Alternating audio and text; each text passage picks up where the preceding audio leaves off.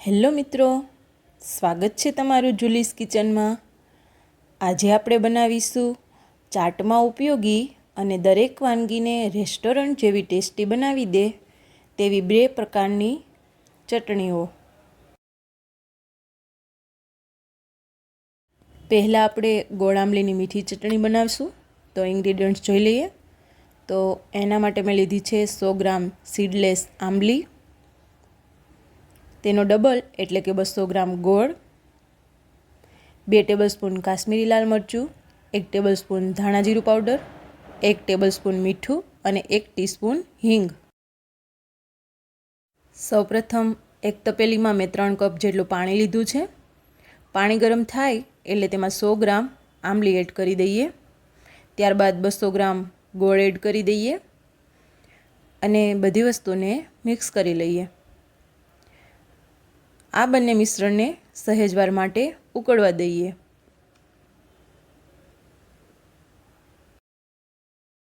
ત્યારબાદ તેમાં 2 ટેબલસ્પૂન કાશ્મીરી લાલ મરચું એડ કરી અને મિક્સ કરી લઈએ। કાશ્મીરી લાલ મરચું પહેલાં જ એડ કરવાથી ચટણીનો કલર એકદમ સરસ આવે છે। ચટણી એડ કર્યા બાદ તેમાં 1 ટીસ્પૂન હિંગ, 1 ટેબલસ્પૂન ધાણા જીરું પાવડર અને 1 ટેબલસ્પૂન મીઠું એડ કરી આ ચટણીને 15 થી 20 મિનિટ માટે ઉકાળી લઈએ, જેથી આંબલી એકદમ સોફ્ટ થઈ જાય। આ ચટણી તમે દાબેલી વડાપાઉં સાથે પણ સર્વ કરી શકો છો।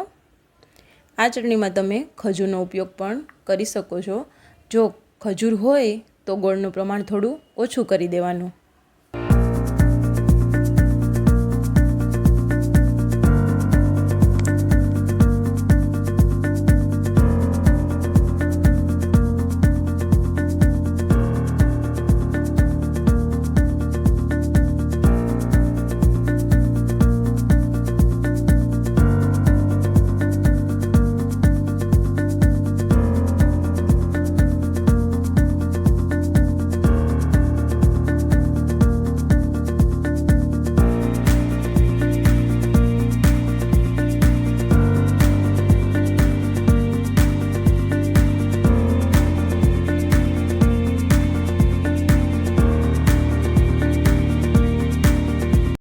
પંદર મિનિટ બાદ જોશો તો આંબલી એકદમ સોફ્ટ થઈ ગઈ છે।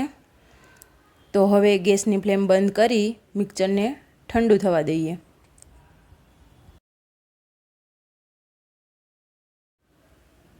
મિક્સર થોડીવાર ઠંડુ થાય ત્યારબાદ તેને ગાળી લઈએ। ગાળવા માટે કોઈ પણ કાણાવાળું વાસણ અથવા તો ગળણીની મદદથી ગાળી લેવાનું।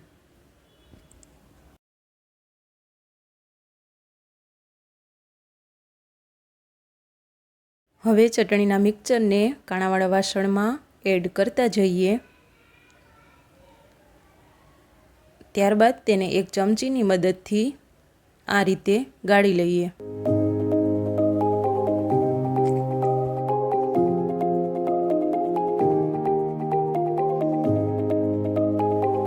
આ રીતે બધા મિક્સરને ચમચીની મદદથી પ્રેસ કરી અને ગાળી લઈશું। જોઈ શકો છો બાઉલમાં ચટણીનો થીક પલ્પ રેડી થઈ ગયો છે। આ પલ્પને એરટાઇટ કન્ટેનરમાં ભરી ફ્રીજમાં 1 મહિના માટે સ્ટોર કરી શકો છો। હવે આપણે કોથમીર પુદીનાની ગ્રીન ચટણી બનાવી લઈએ। તો એમના માટે મેં 1 કપ એકદમ ફ્રેશ અને લીલી કોથમીર લીધી છે, અડધો કપ ફુદીનો, 1 ઇંચ આદુનો ટુકડો, 3 તીખા લીલા મરચાં, 5 થી 6 કળી લસણ, 10 થી 12 સિંગના દાણા, 1 ટીસ્પૂન આખું જીરું, 1 ટેબલસ્પૂન ખાંડ, 1 લીંબુનો રસ અને 1 ટેબલસ્પૂન મીઠું લીધું છે। હવે ગ્રીન ચટણી બનાવી લઈએ। તો એક મિક્સર જારમાં 1 કપ લીલી કોથમીર એડ કરીએ, સાથે અડધો કપ ફુદીનો એડ કરીએ, 3 તીખા લીલા મરચાં એડ કરીએ, સાથે 1 ઇંચ આદુનો ટુકડો એડ કરી દઈએ। ત્યારબાદ તેમાં 1 ટીસ્પૂન આખું જીરું, સિંગદાણા, 5 થી 6 કળી લસણ, ખાંડ, મીઠું અને લીંબુનો રસ એડ કરી દઈએ. ત્યારબાદ તેમાં 2 બરફના ટુકડા એડ કરશું. મિક્સર જારમાં ચટણીને પીસતી વખતે ગરમીને લીધે આપણી ચટણીનો કલર થોડો કાળો પડી જાય છે, તો તે ના થાય તેના માટે આપણે અહીંયા બરફના ટુકડા એડ કર્યા છે અને થોડું પાણી એડ કરી ચટણીને ગ્રાઇન્ડ કરી લઈએ. જોઈ શકો છો કે આપણી એકદમ ગ્રીન સ્મૂથ ચટણી તૈયાર થઈને રેડી થઈ ગઈ છે. બનાવવામાં એકદમ સહેલી અને દરેક ચાટમાં વપરાતી આ ચાટ ચટણીને તમે કોઈ પણ એરટાઇટ કન્ટેનરમાં ભરી 1 મહિના સુધી ફ્રીઝરમાં સ્ટોર કરી શકો છો. જો તમને આ રેસીપી પસંદ આવી હોય તો મારી ચેનલને લાઈક કરો, શેર કરો અને સબસ્ક્રાઈબ કરો. બેલ આઇકોન જરૂરથી પ્રેસ કરજો જેથી મારા નવા વિડીયોની નોટિફિકેશન તમને સૌ પ્રથમ મળી રહે. મળીએ નવી રેસીપી સાથે. Thank you for watching.